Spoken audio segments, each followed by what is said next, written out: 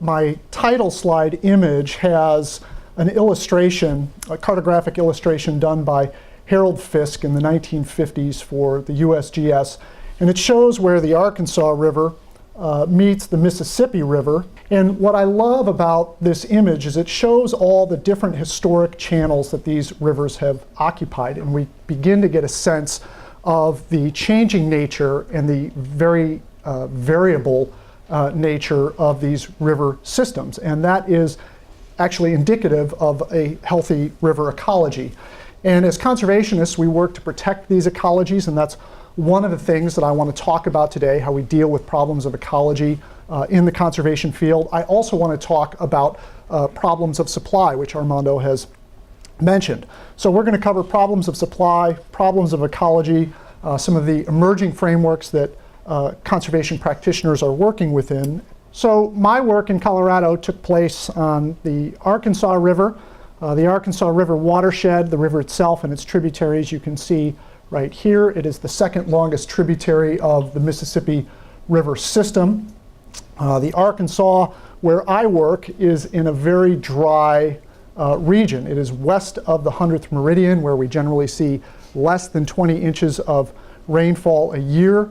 Its downstream areas are in a much wetter region, and as I wanted to better understand the consequences that some of our development of that river, as well as my own conservation efforts on that river, were having downstream, I wanted to study both rivers in a very arid context and a wet context, and also rivers where there were large landscape conservation efforts taking place.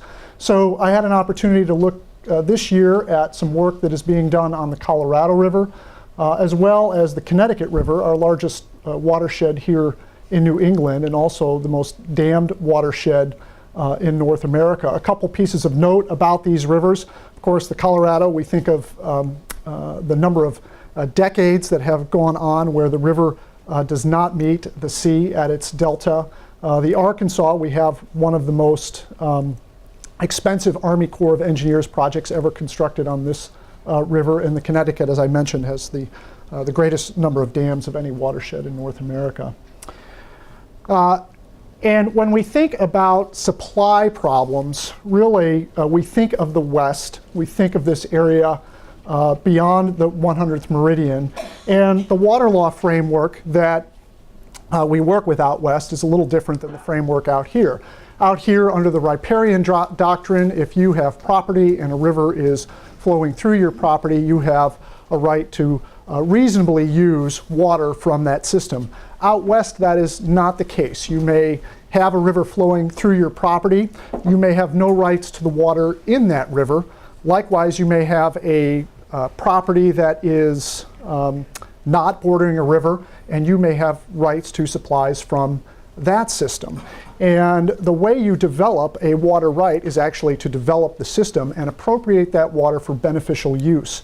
Then you codify that right by getting a court decree, and in the prior appropriation system states that decree really sets your priority within a system of users, which that date becomes important because with limited sources, you want rights to be more senior and more reliable. The more junior rights in systems that do not have adequate supplies become less reliable.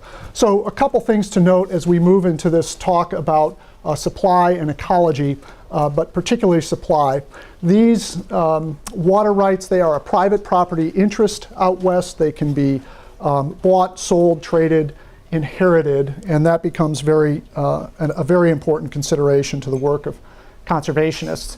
And in part, for those who are not familiar with the work of land trusts like the one I ran, that is because we operate most often by obtaining real interests in property for the purpose of protecting property. That may be acquiring property outright and fee simple ownership. We may hold a deed restriction on that property, or we may hold a deed of conservation easement on that property, restricting the development potential of the property in order to protect the conservation values. And this is where your deeds can begin to designate how water on that property can be used, whether it can be severed from the land, whether it's strictly for agriculture, whether it can benefit in-stream flows. And for those of us who are working on large landscape contexts, we are generally looking at protecting a couple of things. A relatively natural habitat of fish, wildlife, plants, or a similar ecosystem. And also the preservation of open space, in particular land in our food growing regions, farmland, ranch land. And the picture that you see here is actually the students and I during our trip out to Colorado on a large conservation project. This is the BX Ranch, which is a 25,000 acre ranch in Colorado's Arkansas River Valley. It is a project looking to protect a native shortgrass prairie ecosystem. It does not have a lot of water on the property itself, but it gives you a real idea. This is before things green up. This is mid-March, but it gives you an idea nonetheless of just how dry the landscape is. And out here, for most agricultural production, when you have an area like this that gets about 10 inches of rainfall a year, supplemental irrigation is required. And so this is an area that the BX Ranch is actually bordered by a number of irrigated farms. And we are also working to do some farmland protection projects, and in particular protecting the water resources that keeps those farms active and working.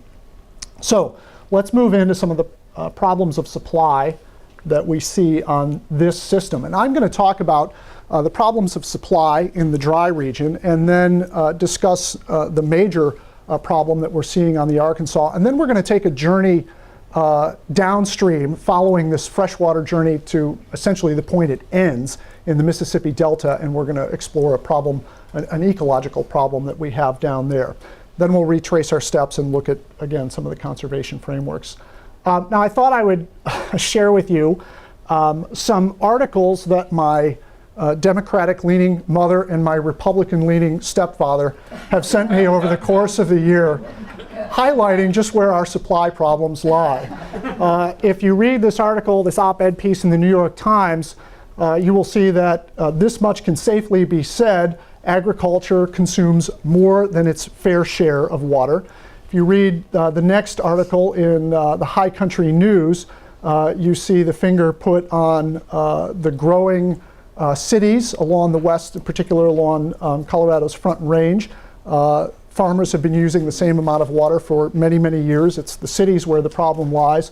Or if you read the Wall Street Journal, Congressman Tom McClintock is very discouraged by the fact that we have these huge pulse flows going into the Pacific. The problem is really lying with the environmentalists when the state desperately needs water for both municipal and agricultural consumption.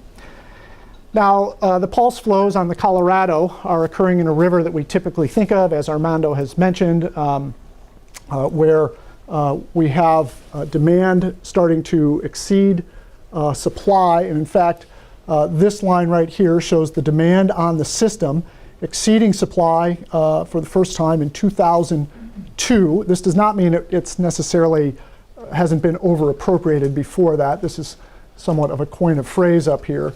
But I'll point out here that the interstate compact involving the 7 states that the Colorado flows to was, at least the first part of it, was signed when flows were unusually high.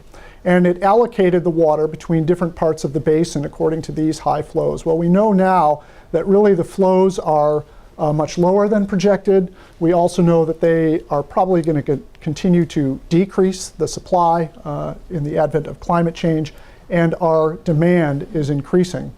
But I would like to talk with you today about the problems we are having on the Arkansas River, which I believe is really the crucible for how we're going to handle these supply issues that are occurring across the American West.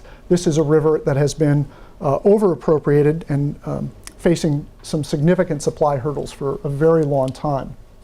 The Arkansas River in the state of Colorado, its headwaters state, I may not have mentioned this yet, but it flows through Colorado into Kansas, then starts going into the wetter regions of Oklahoma, and then finally into Arkansas, where it meets the Mississippi.